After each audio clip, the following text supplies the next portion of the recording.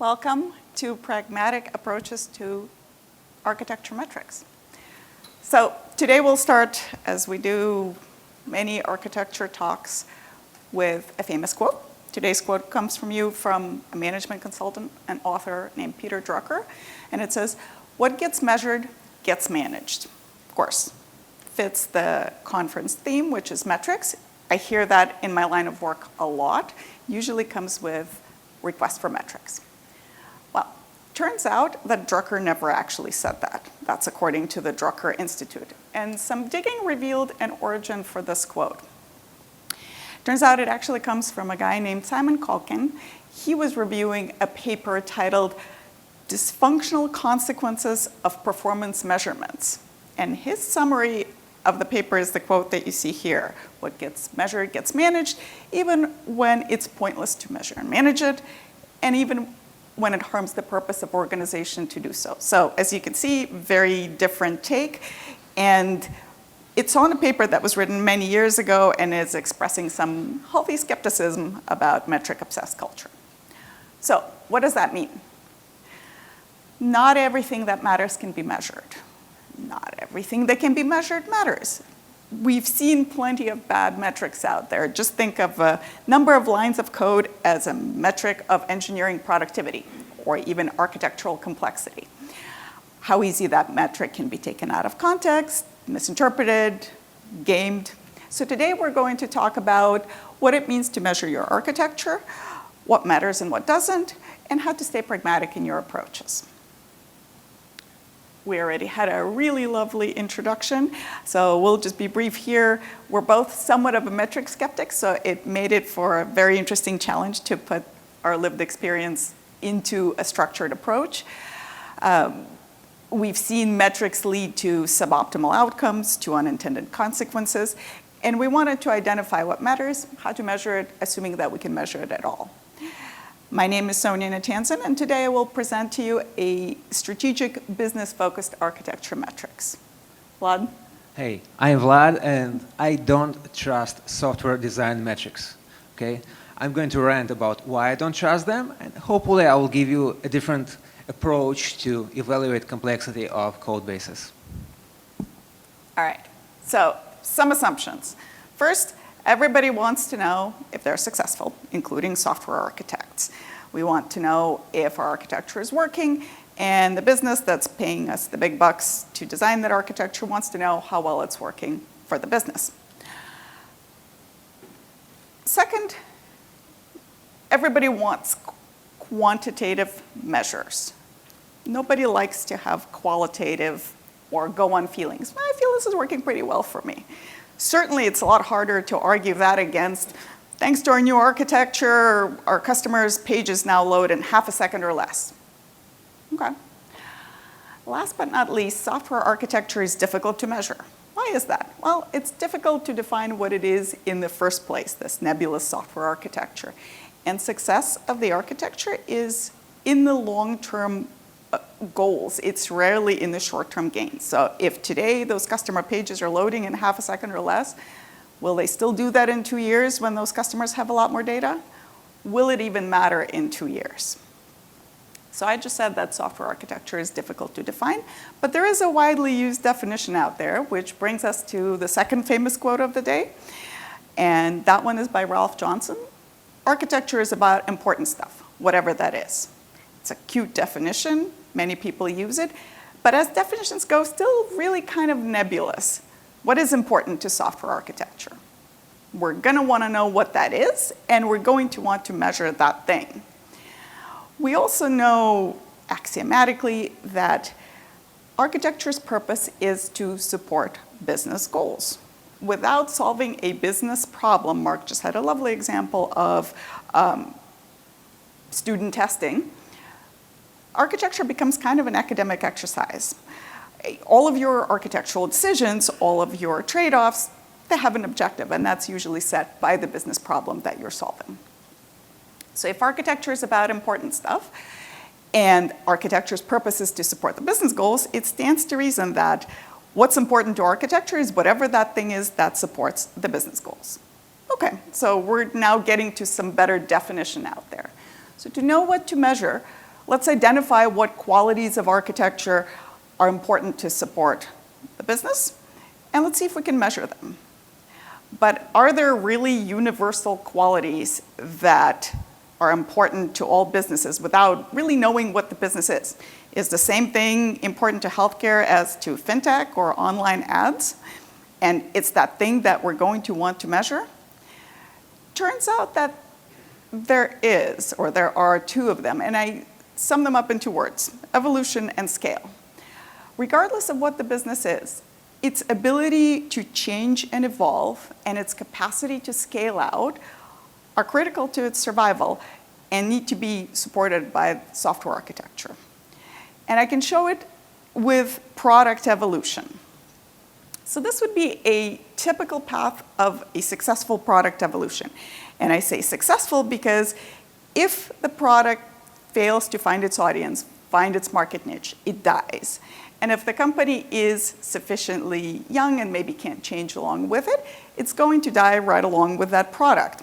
So we intuitively know what's important at those early stages. It's being able to make quick changes so that we can test the product out in the market and find a good niche. Now, as everything on PowerPoint does, this is lovely and linear, but in order to get to adoption, sometimes these products and these businesses take some pretty drastic turns. In fact, Vlad, you have a good example of a startup that made a lot of changes. Yeah, that's true. So a few years ago, I was working for a startup company, and when we were just getting started, well, we didn't really know what problem we really want to solve, let alone we didn't know the solution that we are going to provide to our customers. So initially we were like a general online marketing company, then we wanted to specialize in online gaming, and afterwards a few other industries, and eventually we ended up being a fintech company. So during the first 1 or 2 years of the company, our business domain has changed like 4 or 5 times. Wow, that is a lot of changes and some pretty dramatic ones.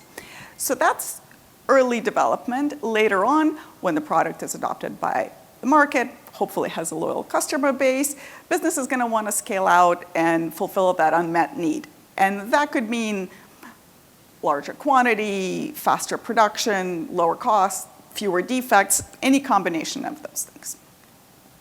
So if we look closely, both evolution and scale are different aspects of business's ability to change.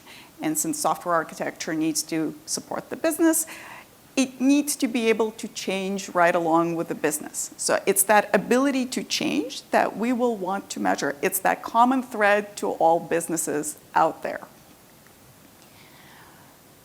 We can try and represent this on a graph. And the two axes to this graph are change frequency and change effectiveness. The curve is what I would call a product maturity curve, and it starts to differentiate what's important at different stages. Early on, it's a lot of fast changes, hopefully low effort, but they will miss the mark sometimes. And that's okay. Product's young, we're testing it out, maybe the change is not super effective, we can just make another one. Later on, when product is stable, there's customers with expectation of value, with expectation of quality, reliability. Changes are going to take more effort. They're going to become less frequent, but they're going to be a lot more targeted and precise, focusing on value to the customer and keeping disruption to them very low. The company that I currently work for actually is going through exactly that type of transformation. What I measured as success, what mattered a year ago, which was fast product launches, is really no longer good enough. It doesn't matter anymore. It basically went the way of the dodo. It yielded to operational excellence, rapid scale. So as business evolves, our metrics, the focus of our metrics, has to evolve as well. What's interesting is we're still measuring the same thing. It's frequency of changes and effectiveness of changes, but the focus is no longer on frequency, it is fully on effectiveness, which is value to customer and quality. I'd like to introduce these 4 metrics to you. And first one is change lead time, sometimes it's called cycle time. Second one is deployment frequency. Next one is change failure rate, sometimes called change fail percentage, and mean time to recovery or restore. If these look familiar, it's probably because you read the Accelerate book where they were originally introduced. And even though these metrics originated from the world of DevOps, we can easily take them and apply them to software architecture. If we think of these as architectural qualities that support our two vectors of change, we can see them as individual measurable qualities under each umbrella. So change frequency encompasses change lead time and deployment frequency. What's the total it takes for us to make a change? Do we need to collect a bunch of them in order to do a production deployment? And under change effectiveness, what is the failure rate? Failure rate here could be anything from just basic system downtime to change failing to bring value to users. Oh, too far. So there's a lot of nuance to these seemingly simple metrics. I want to talk about how we measure them, and we measure and do it in a very simple, pragmatic way. These guidelines are focused on data collection, on analysis, rather than tooling, automation, algorithms, and really not taking away from your primary objective, which is having an architecture that supports your business. So your first responsibility as an architect is to define your measurements. What constitutes a change for you? Where does it start? Not a simple question. Does it start when product manager dreams up a feature? From the moment when it gets approved? Maybe from a refined user story or from an engineer who's starting to code that feature. Where does it end? Is it production deployment? Is it feature flag being turned on? Is it first beta user or a real user starting to use it? There's lots of definition there. Same with failure. What constitutes failure? Is it downtime? Not always. We run at 4, 5 nines, and yet somehow some things are still considered a failure. Is it many, many support tickets that might show up after a deployment? So all of these definitions are foundational to what you do next. Please make sure to check them with your stakeholders. Make sure that your definition of success and their definition of success is aligned. And write them down, because if you don't, somebody else will, and they will look different than what you think they are. Collect a bunch of data points. You don't always know initially what might be useful, what's going to be important. If you can collect data in a low friction way, such as your ticketing system for implementation or support, great. You can adjust those systems to collect additional data points. They're very convenient to extract analytics from. And you likely go through a few rounds of iteration to find out what in fact is useful. Architecture metrics get difficult because of these very definitions that I just talked about. Automating them can be even harder. Don't invest too early, at least not until you know what you're automating. And for the systems that are already automated, like CI/CD pipeline as a source of your deployment frequency metric, the next point is going to be super important. Don't show the raw numbers without contextualizing output. What I learned over time is numbers never ever speak for themselves. They require a bit of a voiceover. Simple example, employee satisfaction survey. We do those twice a year, January and July.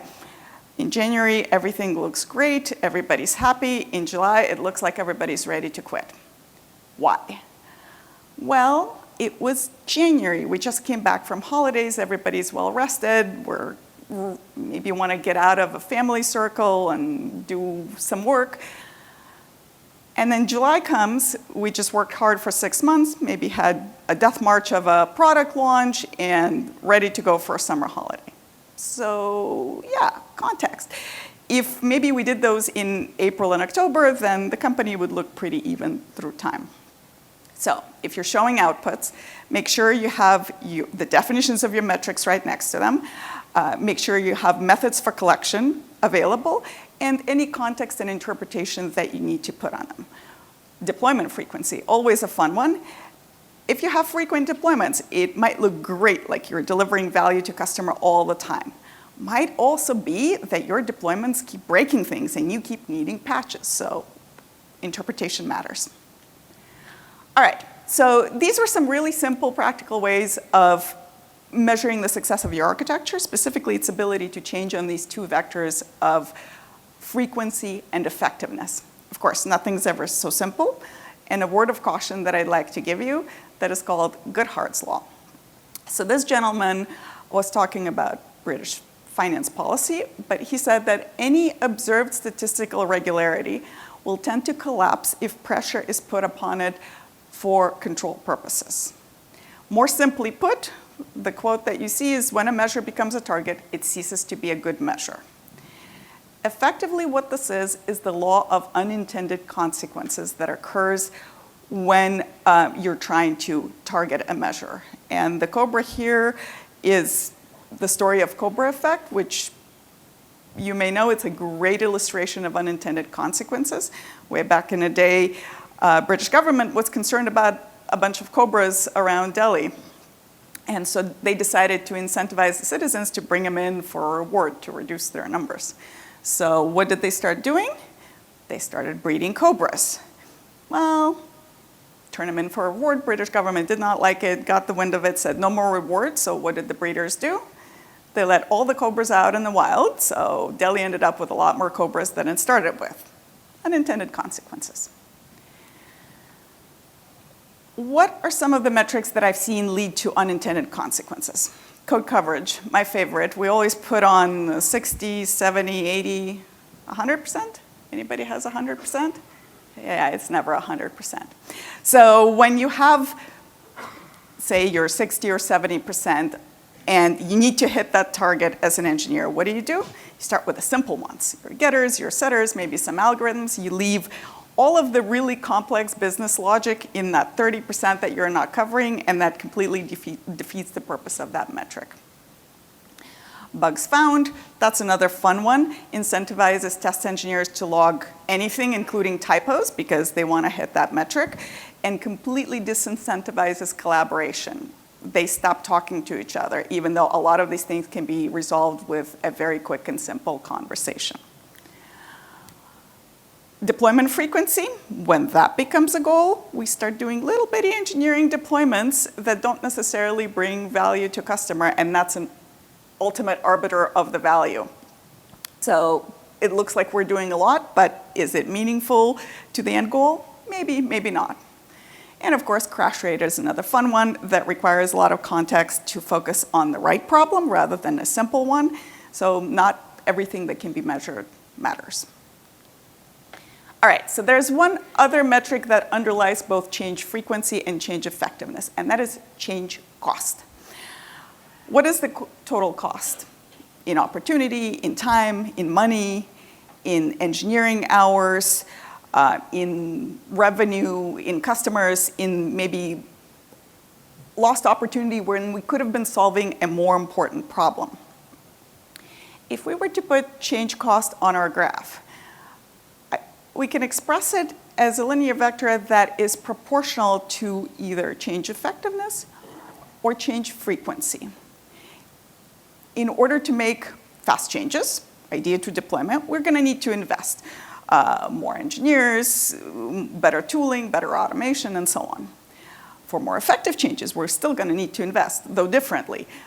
Maybe better UX design, maybe more regression tests, etc.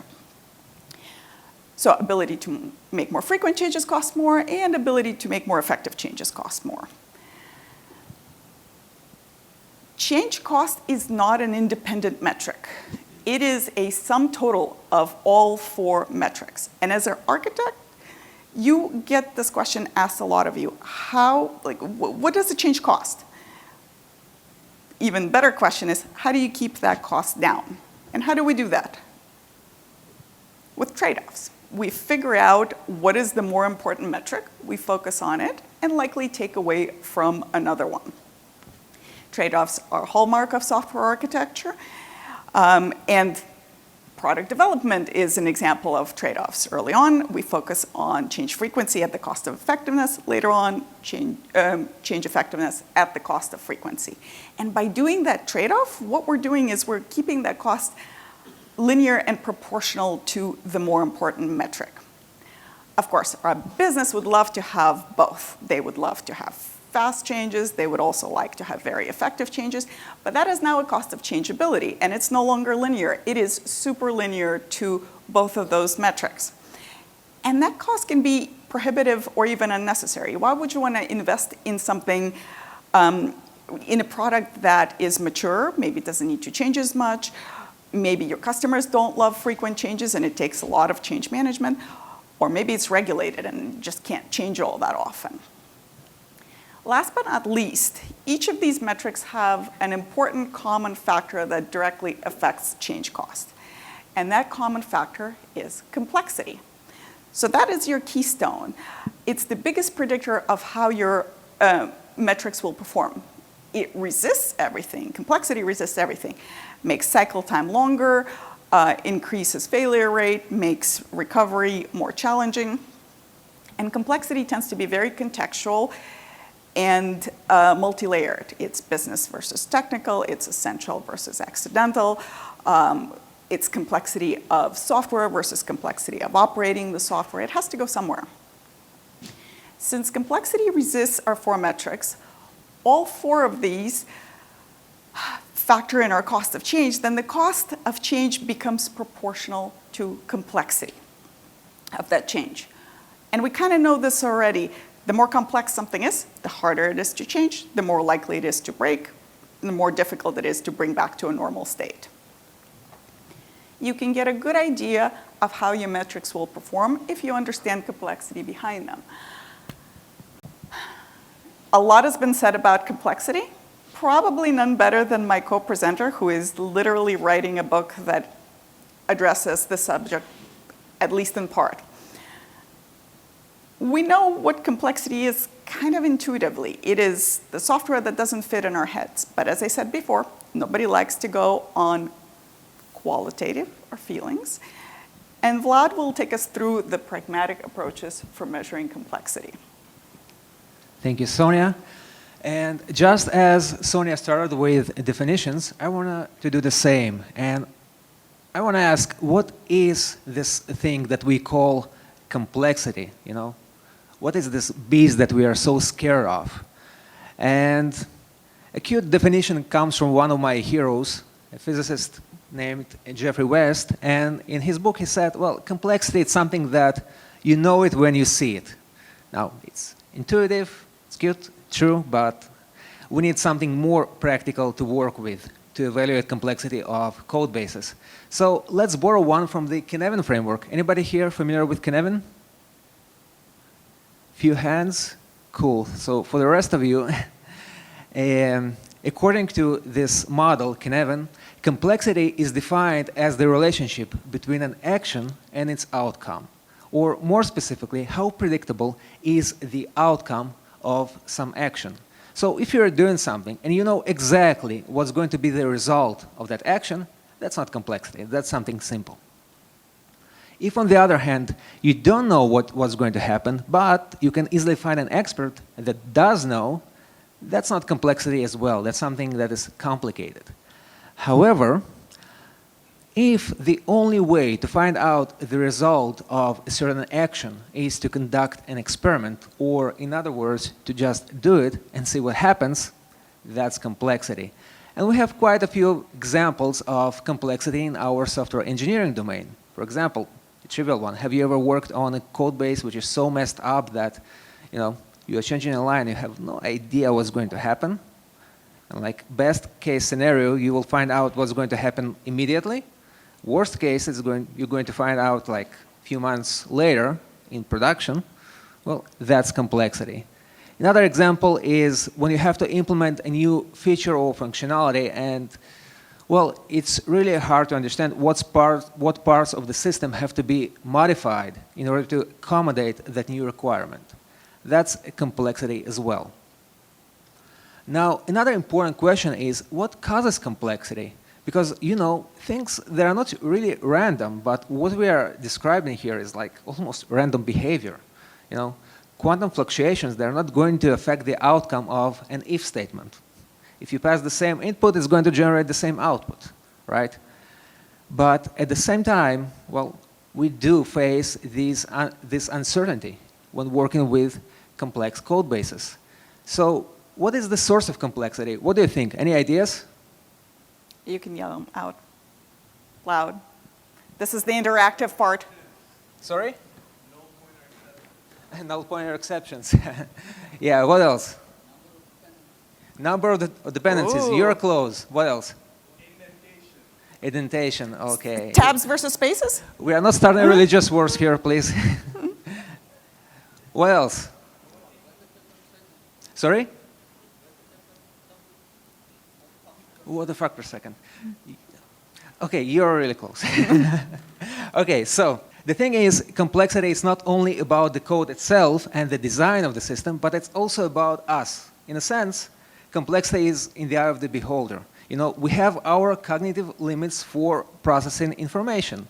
Like, there was a study that was conducted in the 50s that concluded that we have mental capacity of 7 plus minus 2 information units that we can process. Then they repeated that study like 50 years later. This time the result was 4 plus minus 1. And interesting what's going to happen in another 50 years. Anyway, you're right. When we reach that limit, we start generating those what the fucks per minute.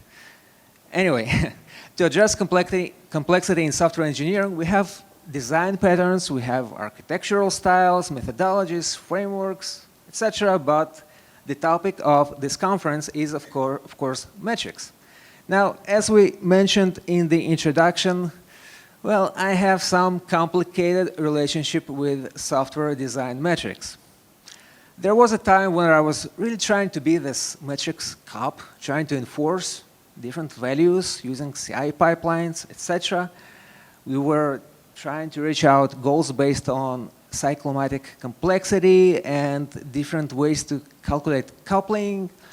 But instead of leading us to a more maintainable and evolvable code bases, we ended up with a major disappointment, to be honest. Now, let me show you why. So let's say we have this abstractness metric. And in simple words, it's just a ratio of the number of abstract types to the overall number of types in a module or a package. Now, if you prioritize chasing a certain value for abstractness, you know, it's really easy to add abstractions. Like, come on. If the abstractness is really low, we add another abstraction. But does this number say anything about the quality of that abstraction? Not really, right? And we know that a bad abstraction is more expensive than duplication. So remember what Sonya said about unintended consequences? Well, here's another example. By adding ineffective abstractions, we are increasing complexity of the code base. Another closely related metric is called instability. And this one is brought to you by people who really, really hate ESL speakers like I am. Because this one is based on comparing efferent and afferent coupling. I really hope I pronounced it correctly. In simple words, it's just about comparing the dependencies that your module has on other components and the number of dependencies other components have on your module. So the higher this ratio, the more unstable your module is, meaning that it's more prone to cascading changes coming from other parts of the system. Now, let's say an example. Say we have this module in the middle, and other 10 modules depend on it. However, our module depends only on one external component. If we run the numbers through that metric, we'll get 1 divided by 11, and that will give us instability value of 0.09, which is like really great. It's almost 0. That means that our module is supposed to be really stable. It should really be protected against changes coming from its environment, right? Not really. The devil is in the details, and again, this metric misses those important details. I didn't say anything about how that single dependency was implemented. And in this specific case, it uses reflection to work with private members and methods of some external component. The authors of that external component know nothing about that integration even taking place. So every change they make to the implementation of that component, all of them have the potential to break our integration and cause cascading changes. But hey, we are really, really low on that instability scale. Another metric that combines the previous two is called distance from the main sequence. And this one simply means that a module should balance its stability and abstractness. The higher the abstractness, the more stable it should be. Now, although, of course, I do agree with the idea of what this metric aims to achieve, well, I can't trust the means because, well, those calculations, they're problematic. You know, if you hire creative engineers, they will find creative ways to get to the desired number in every metric. But that doesn't say anything about the complexity of the code base. So I wanted to formulate a more pragmatic, accessible, and easier to understand approach to evaluating complexity of code. And that led me to do something that I consider very, very, very stupid, and that's writing a book. It's called Balancing Coupling in Software Design. It was supposed to be published like a year ago, but hey, being bad at estimates is a part of our job, so don't blame me for that. Today, I will give you a preview of this book. But before, I want to ask, who here has already got my previous book, Learning Domain-Driven Design? Raise your hands. Okay, we have a couple of hands. All of you with hands down, you know what you have to do, right? I don't have to say it aloud. Mm-hmm. We are good. Okay. So let's get back to complexity. So we want to identify design decisions that are increasing the cognitive load on whoever is going to maintain the code base, and as a result, increase the complexity of the code base. Now, let's assume we have two components here. Any two components, and they're connected somehow. It doesn't matter the direction of this relationship. It can go either way, not important. It's also not really important how they're integrated. It can be synchronous or asynchronous. Also, let's stay with this abstract definition of a component. It can be a method in a class in a library, a module, a service, or a whole system. These can be two systems working with each other. And I don't want to define any specific levels of abstraction here because complexity can happen at any of these levels. Now, when the two components are connected, they're naturally exchanging some data. That data may describe, for example, the state of the data of one of the components, or it may communicate intention, what to do, a command that a component should execute. But that data, it's not really the most important part of the integration, at least in our context, when we want to evaluate complexity. There is something else that is being exchanged between these two components. Anybody here want to take a guess what that is? Yell it out. Another interactive part. Everybody's still awake. Yeah, come on, give me some ideas. I cannot hear you. Comments? Comments. No, let's consider that. But we should always write comments. Yeah, like tests. What else? Come on, Mark mentioned it. Yes, actually. Thanks for stealing that. All right, I'll do it. It's knowledge. Yes, that's knowledge. The more knowledge is shared between the components, the stronger they are integrated, and thus the higher the probability of a change in one component requiring a corresponding change in the second one. Now, we can categorize the knowledge that can be shared across component boundaries into 4 coarse-grained types: implementation, functional, model, and contract coupling. Let's see the differences between them. So First, as the name suggests, implementation coupling is all about knowing the implementation details of another component and using them for integration. In other words, a module ignores the public interface of another one and instead uses its private interfaces that were never intended for integration. Like we've seen a few slides ago, we can use reflection, for example. That's implementation coupling. Also, if you have a microservices-based system, and one of your services just ignores the public interface of another one, and instead just reaches out to its database directly, if that database was never intended for integration, well, that's implementation coupling as well. Now, needless to say that such integration method is fragile and implicit. The authors of the second module may even not be aware of this integration taking place, and thus every change has the potential to break the integration. We have to assume as if almost all knowledge is shared across components boundaries. Next, functional coupling means that the connected modules are sharing the knowledge of the business functionality they're implementing. Its practical implication is that the same business requirements are going to trigger simultaneous changes in both components.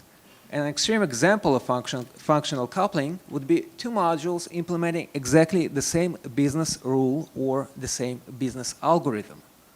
When that rule or algorithm has to change, the two components have to change simultaneously because otherwise the system is going to end up in an inconsistent state. A lower level of integration strength is model coupling. And this one means that the components are using the same model of the underlying business domain. For example, the model describes data structures and the terminology that is used to represent that business domain in code. When that model changes, again, the changes have to be propagated across the component's boundaries. And finally, the lowest level of shared knowledge is contract coupling. And here the components are integrated through an explicit integration-specific model that is decoupled from their implementation model, meaning that implementation can evolve independently of the integration contract, and thus it minimizes the knowledge that is being shared between the components, and it minimizes the chances of cascading changes between them. Now, if you're familiar with domain-driven design, then the published language pattern, it's a good example of contract coupling. Here, this one is an integration-oriented model that doesn't reflect any knowledge about how that component is implemented, its functional requirements, or the models that are being used there internally. Everything is encapsulated using this published language. So for evaluating complexity, it's important to identify the type of knowledge that is being shared between the two components. But that's not enough. Another crucial dimension is the dimension of space, or simply the distance, the physical distance between the components. And the thing is, the connections between modules can span different physical distances. These distances are usually closely related to what we call levels of abstraction. Knowledge can be shared between individual methods, classes, modules, submodules, components, microservices, whole systems. And the longer that distance between elements that have to be changed together, the more coordination effort is required to actually go ahead and implement the change. In other words, the cost of making a change is proportional to the distance between the affected components. And Sonya, I know that you have a good example of this. Yes, though I don't know if I would call it good, but really exemplary. One of the teams I work with develops a customer portal. Customer portal needs customer data. Customer data lives in customer relationship management system. For some reasons that have been lost to time, customer portal doesn't get that data directly. It gets it through order management system. So what you have is your CRM system integration, order management system integration, and then customer portal gets it. So when the customer portal team needed just one more attribute of that customer data, I had to go hat in hand to two other teams, one of which completely didn't need it at all, and go, could you please change that for me and coordinate all of those deployments to make sure that the portal team gets it. So yes, that cost of change blew up because of the distance between those components. Sounds fun. Okay, so now that we have these two quantities describing a relationship between two modules, let's analyze the possible extreme combinations and how they affect the complexity of the software. So let's start with the combination of low strength over high distance. So here the distance between the components is high, so we have high cost of implementing cascading changes. However, since the integration strength is low, this relationship, it balances distance out and it minimizes the chances of such cascading changes happening. So this relationship represents what we usually call loose coupling. Now the opposite, high strength over low distance. And here, because of the high integration strength, we have high shared knowledge and as a result, frequent cascading changes. However, the low distance balances it out and it minimizes the cost of implementing these cascading changes. The unrelated modules, they're like located close to each other, so when they have to be changed, it's almost like modifying one component. In other words, this relationship represents what we usually call high cohesion. Now, what about low strength over low distance? Is this a good one or a bad one? What do you think? Louder. A good one. Bad. All right, 50-50. Okay, cool. So let's analyze what's happening here. So because of the low distance, the cost of making cascading changes is low. But at the same time, the low integration strength minimizes the knowledge that is being shared between the components, and it minimizes the probability of cascading changes happening. So what we have here is two unrelated modules located close to each other. Now, assuming that usually it's not only two, but we can speak about dozens of them, that increases the local complexity of whatever module that is hosting them, right?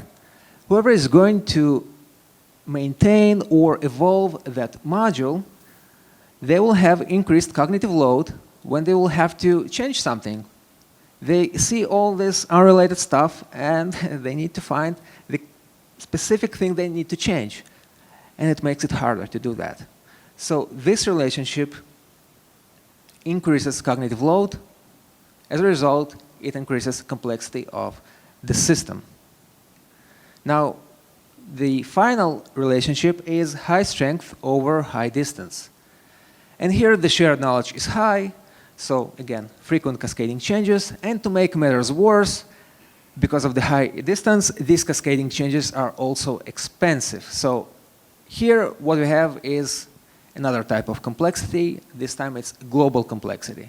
This relationship increases the flow of knowledge across the whole system, and it makes it more complex. I wanted to reiterate, local complexity is about the complexity of a single module, the complexity of its internals, and global complexity is about the interactions happening in the overarching module or system. Now, both types of complexity increase the cognitive load on whoever is going to maintain or evolve that code base in the future. So we have 4 options here. Where do we want to be? Well, I guess that's trivial. We want to be on the green squares and we want to avoid the red squares. Now, the red squares, that's complexity. This is the type of integrations that increase complexity of the system. Now, what can we represent using the green squares? Give me some ideas. One word to describe the 2 green squares.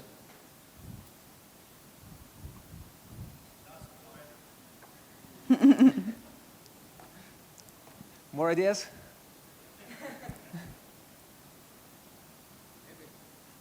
Legacy? No, it's a good thing.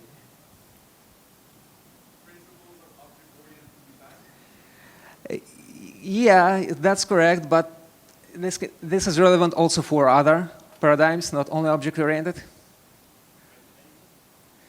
Sorry? You are really close, yeah. You are really close, so I won't torture you anymore. So, modularity can be expressed as strength, exclusive, or distance. One of them has to be high, the second one has to be low. If two are high or two are low, that's complexity. They have to balance each other. And we can compress it a bit to M equals S XOR D. To apply this in practice, always reduce integration strength as much as possible. And that as much as possible depends on your concrete case, because we have 4 levels of integration strength, but it's not always possible to be on the lowest one, because if you have 2 modules implementing closely related business functionality, nothing you can do about it. That's functional coupling.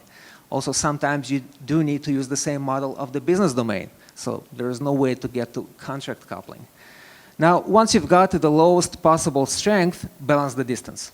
If both strength and distance are high, it will be easier to maintain that relationship if you bring those components closer, if you reduce the distance between them. If, on the other hand, both are low, you can simplify the design of the system by spreading them apart, by increasing the distance. Now, disclaimer, that was preview of this book.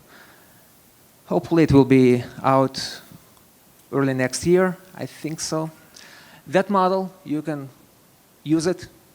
However, the terminology may change when the book gets published. The book is going to include another dimension that I couldn't cover because of time constraints today. It will expand that S XOR D formula with additional dimension. The book will also provide more examples, and of course, in the book I will explain where this model where it comes from and how it relates to other means of evaluating coupling, like kinescence and structured design. And with that, back to you, Sonya.